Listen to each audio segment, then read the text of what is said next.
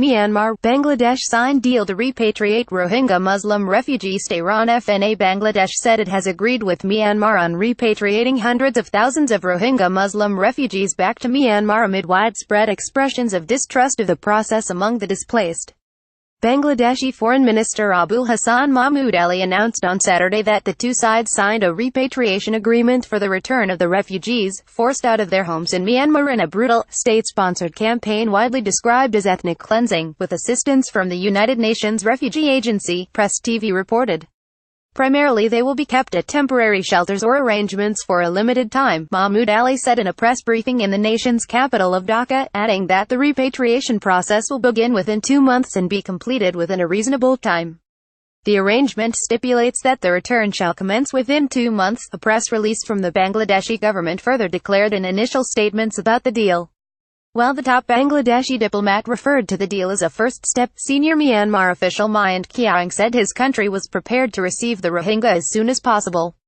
More than 600,000 Rohingya Muslims fled Myanmar after its military launched a bloody campaign against residents of villages across the northern parts of Rakhine state following a number of attacks on security checkpoints on August 25.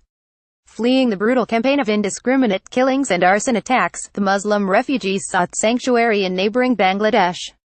Under the agreement, Myanmar would restore normalcy in northern Rakhine state and to encourage those who had left Myanmar to return voluntarily and safely to their own households or to a safe and secure place nearest to it of their choice, said the statement by the Bangladeshi government.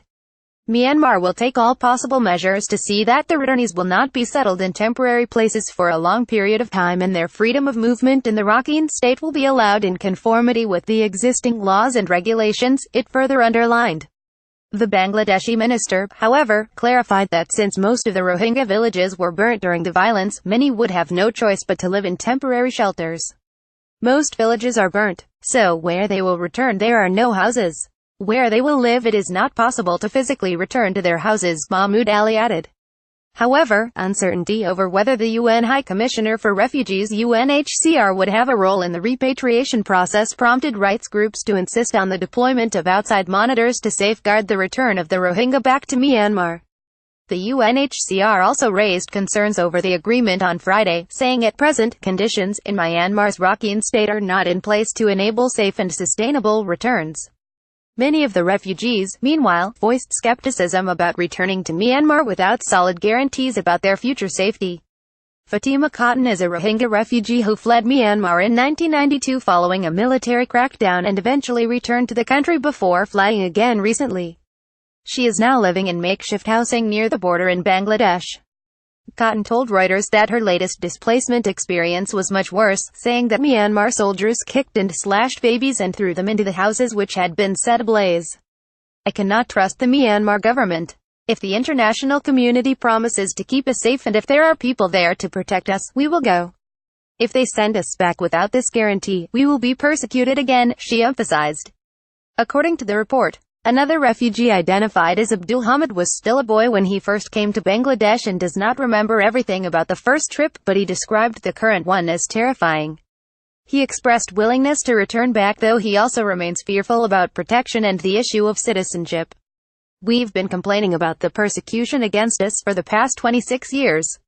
We've complained to every kind of UN delegation. Whenever we complained about our persecution to the UN, the Myanmar government just persecutes us more, and we didn't even get 1% of our rights, he added. In another development, Myanmar's top military general announced in a statement that he met with Chinese President Xi Jinping in Beijing on Friday and discussed China's support for his country.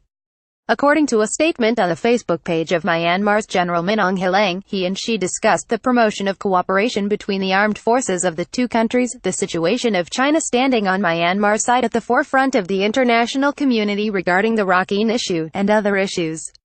Hlaing arrived in China on Tuesday and has mainly held talks with Chinese military officers during his visit.